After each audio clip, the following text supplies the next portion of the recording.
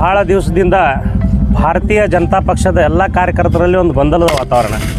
ಏನಪ್ಪ ಇಲ್ಲಿ ನಮ್ಮ ಪಕ್ಷ ಒಳಗೆ ವಿರೋಧ ಆಗಿ ಭಾರತೀಯ ಜನತಾ ಪಕ್ಷಪ್ಪ ಅಂತಂದ್ರೆ ಜನರಿಗೆ ನೋಡೋಕೆ ಬೇಸರ ಆಗಿಬಿಟ್ಟಂಗಾಗಿತ್ತು. ನಮಗೂ ಮುಜುಗರ, ಯಾಕಂದ್ರೆ ಪ್ರಾಮಾಣಿಕ BJP ಕಾರ್ಯಕರ್ತರಿಗೆ ಭಯಂಕರ ನೋವಾಗಿತ್ತಿದ್ದು. ಯಾಕಂದ್ರೆ ಎಷ್ಟೊಂದು ಜನ ತಮ್ಮ ಜೀವವನ್ನೇ ಕಳ್ಕೊಂಡು ಪಕ್ಷ ಕಟ್ಟ್ಯಾರ, ಎಷ್ಟೊಂದು ಜನ ತಮ್ಮ ಕೇಸ್ ಹಾಕ್ಕೊಂಡು ಏನೇನೋ ಮಾಡ್ಯಾರ. ಆ ಪಕ್ಷಕ್ಕೆ ಇಲ್ಲಿ ನಮ್ಮ ಪಕ್ಷ ಒಳಗೆ ವಿರೋಧ ಇದಪ್ಪ ಅನ್ನಂಗೆ ಇದು ಭಾಳ ಮೊದಲೇ ತೊಗೋಬೇಕಾಗಿತ್ತು ಈ ಒಂದು ಸ್ಟೆಪ್. ಅದರ ಭಾಳ ತಡವಾಗಿ ತೊಗೊಂಡ್ರು ಕೂಡ ಒಂದು ಒಳ್ಳೆಯ ಸಂದೇಶ ರವಾನಿಸ್ಯಾರ.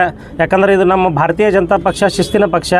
ಇದಕ್ಕೆ ಯಾವುದೇ ಯಾರೇ ಹಿಂಗೆ ಅವಹೇಳನಕಾರಿ ಮಾಡಿದರು, ಏನಾರ ಅಪಮಾನ ಮಾಡಿದ್ರು ಕೂಡ ಅದನ್ನು ಕ್ರಮ ಕೈಗೊಳ್ತದೆ ತಂದು ಇವತ್ತು ಒಂದು ಗೊತ್ತಾಯಿತು. ಇವತ್ತೊಂದು ಸಂದೇಶ ಕೊಟ್ಟರು ಎಲ್ಲ ರಾಜ್ಯದ ಮತ್ತು ರಾಷ್ಟ್ರೀಯ ಎಲ್ಲ ನಾಯಕರಿಗೆ.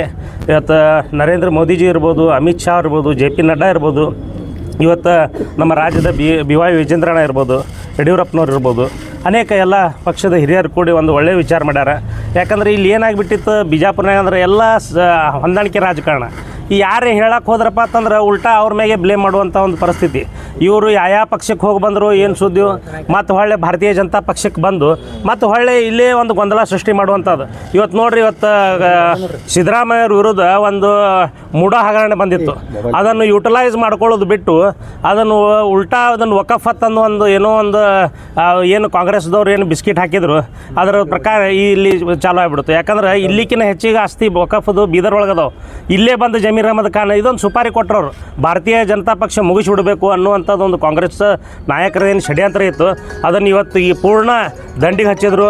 ಇವತ್ತು ಪ್ರಾಮಾಣಿಕ ಕಾರ್ಯಕರ್ತರಿಗೆ ಒಂದು ಜಯ ಸಿಕ್ಕಂಗಾಗಿದೆ. ಅದಕ್ಕೆ ಬರುವಂಥ ದಿವಸಗಳಲ್ಲಿ ಇವತ್ತು ನೋಡಿರಿ, ಅವನಿಗೆ ನಮ್ಮ ಈ ನಗರ ಶಾಸಕನಿಗೆ ಹೆಲಿಕಾಪ್ಟರ್ ಕೊಟ್ಟರು. ಕ್ಷೇತ್ರ ಒಳಗೆ 60 ಕಡೆ ನೀವು ಸ್ಟಾರ್ ಪ್ರಚಾರ ಮಾಡಿದರು. ಆ ಒಬ್ಬನೇ 60 ಮಂದಿ ಒಳಗೆ ಒಬ್ಬರೇ ಬಂದರು ಇವರು. ಮತ್ತು ಯಾರಿಗೂ ತರುವಂಥ ಶಕ್ತಿ ಇಲ್ಲ. ಆದರೆ ಸಾಕಷ್ಟು ಭಾರತೀಯ ಜನತಾ ಪಕ್ಷದ ಇದೇ ಜಿಲ್ಲೆ ಒಳಗೆ ಎಷ್ಟೊಂದು ಶಾಸಕರಿಗೆ ಬೀಳಿಸುವಂಥ ಕೆಲಸ ಇವ್ರು ಮಾಡ್ಯಾರ. ಯಾಕಂದ್ರೆ ಇವ್ರಿಗೆ ತರುವ ಶಕ್ತಿ ಅಂತೂ ಇಲ್ಲ, ಬೀಳಿಸೋ ಶಕ್ತಿ ಮಾತ್ರ ಕೊಟ್ಟಾನ ದೇವ್ರೆ. ಏನಾರ ಮಾಡಿ ಒಟ್ಟು ಏನಾರ ಬೀಳಿಸ್ಬೇಕು, ಅವ್ರಿಗೆ ಮಾಡಬೇಕು.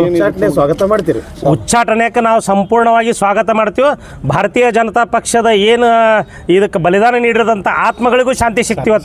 ಇವತ್ತೇನು ಶಾಂತಿ ಸಿಕ್ಕಂಗಾಗ್ಯದ ಒಟ್ಟಾರೆ. ಉಮೇಶ್ ಒಂದಲ್ಲ.